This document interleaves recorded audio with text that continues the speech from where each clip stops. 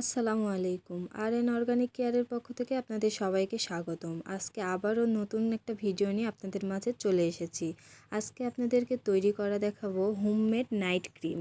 এই নাইট ক্রিমটা তৈরি করতে প্রথমে আমার লাগবে হাফ চামচ চালের গুঁড়া।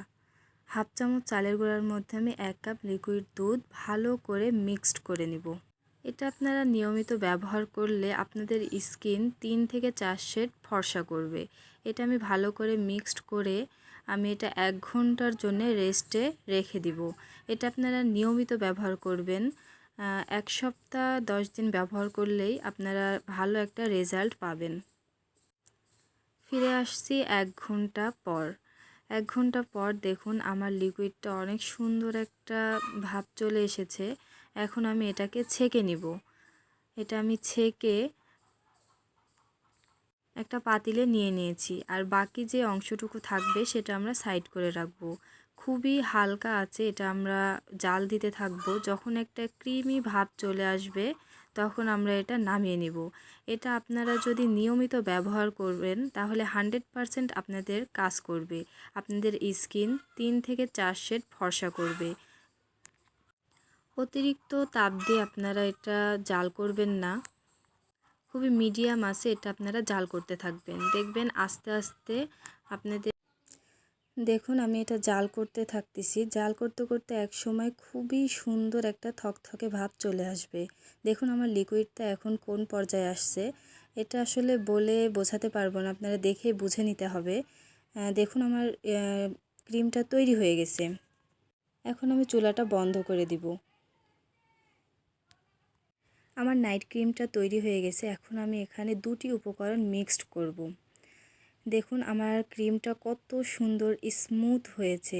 আপনারা সব নিয়মিত ব্যবহার ফলে কতটা উপকার পাবেন আপনারা এটা ব্যবহার করলেই বুঝতে পারবেন। প্রথমে আমি এখানে অ্যাড করব ভিটামিন ই ক্যাপসুল, যেটা আমার স্কিনের জন্য খুবই হেল্প করে।